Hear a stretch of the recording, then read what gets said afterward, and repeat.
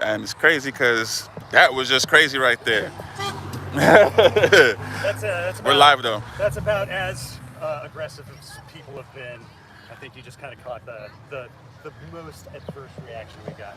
Man, I kind of wish I would have got that because that would have been some better footage. Well, But we were out here on Easter, and the reason we were out here on Easter is Easter is also 420, which is their biggest day. So we were here to disrupt that. okay, We've got a problem with us protesting losing our jobs to. We've got a problem with us protesting losing our jobs, but they're in there making money, I guess. I don't know what the deal is. that, and how long is this guaranteed dispensary been open? So they've been open for since 2023. Okay, Opened as medical dispensary. Now they're both medical and recreation. okay. And I think I talked to you a few days prior that the owners are from out of state. Yeah. Okay, The owner, Eamon, is from Chicago. He's a wealthy guy who got a license here in Dayton, I believe. okay, Looking for cheap labor. Came in and he made us a lot of promises. okay, To the point where there was another staff. There was another staff that was around before I was even hired that got fired for union activity, even though the owner had willingly acknowledged the union and said he was going to sit down in good faith and negotiate. None of that really ever happened. They fired the first staff, hired on the staff that I was a part of. They didn't tell me there was a union when they hired me. It took recreational coming along and them trying to deny us tips as a way of union busting okay, for me to even find out that the union existed. And that was fall of last year, just shortly after recreational became legal. So we went through all of the holidays and everything. This whole staff working really hard. Nobody got any tips. And then in January, after all of that, the owner came down,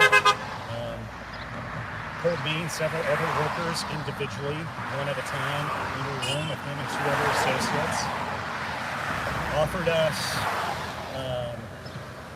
wage increases, PTO, medical, the things that we were asking for, the things that he had already promised us, on the sole condition that we de-unionize.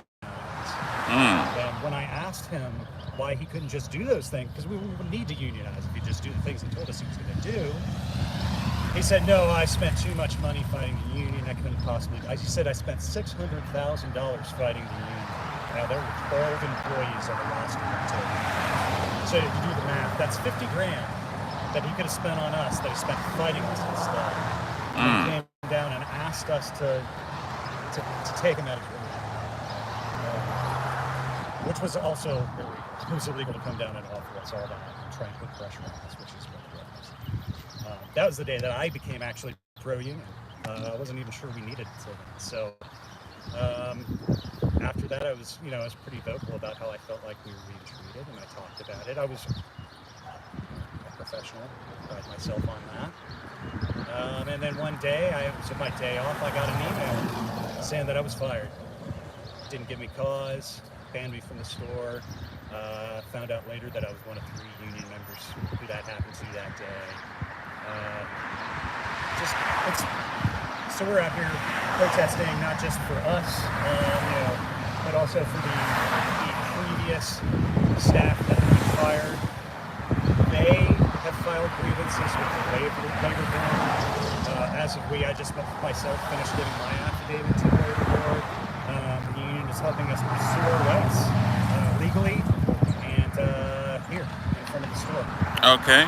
So like an establishment like this, if you don't mind me asking, like what would they like start somebody at that was working there or whatnot? $16 an hour. Okay, So not like an outrageous sum. right. We weren't asking for a lot.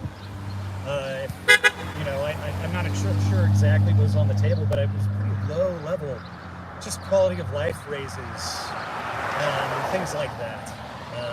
What I heard was like 10 cents. Okay. Guaranteed raises. Nothing that was going to break their back. They just didn't want the union in there.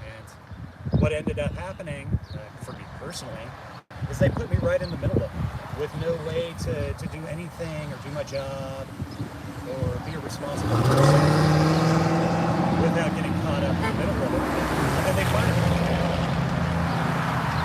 So we're out here. We want the community to know. We want people to understand that that the people who are coming into our community and getting the licenses, which are very coveted, to run these operations, they need to, raise the tide for everybody. There's a lot of money in this business. There's just no reason that the workers can't get paid too, not just the people who are lucky enough to have enough money to start these businesses. Yeah, because like I said, I've been in there before. They do a funny thing when you use your card over there.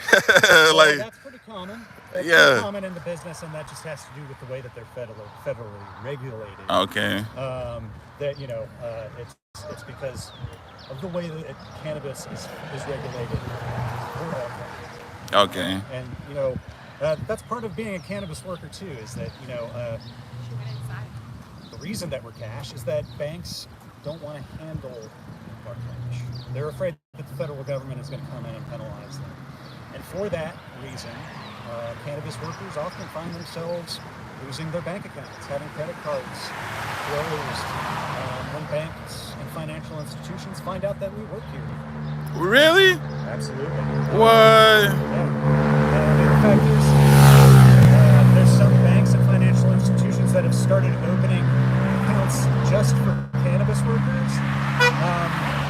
I'm not sure about all of the banks, but some of those are just, they're kind of workarounds. They're not even like the same normal bank account that most people would have. So, I mean, there's a lot of challenges to being in this industry right now as a worker. Personally, I think that Ohio has an opportunity to set a standard for workers like me, what we're going to get paid, how we're going to get treated. We're members of your community. I've lived in Fairborn and Dayton now for 20 years.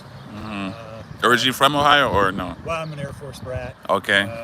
So I transplanted here. My wife was born here. My kids have been raised here. This is my community. I want to see it flourish, and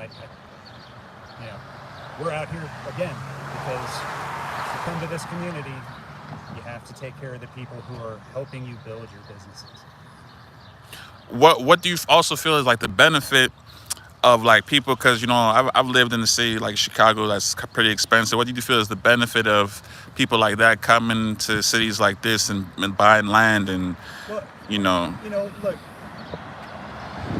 want people to come to Ohio for opportunity. That's important. And there's a benefit to people who have the experience outside of, Ohio's a new market. So there are people outside of Ohio who have experience that they could bring into the state that would really benefit the industry.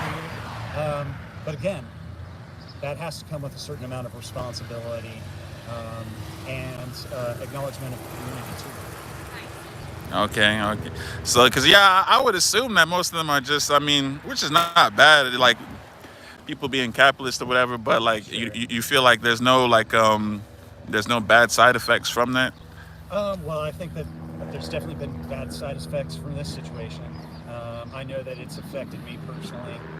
I've seen the stress, not just the financial stress, just the day-to-day stress that it's put the people that I work with. And, it made our work environment very tense and unpleasant at times because they were trying to put pressure on us, trying to make it uncomfortable for us to the point where we would just say, okay, we don't want to unionize. We don't care about our rights. Whatever you want, we'll do. So, there are detrimental effects that I've experienced personally just from this particular situation.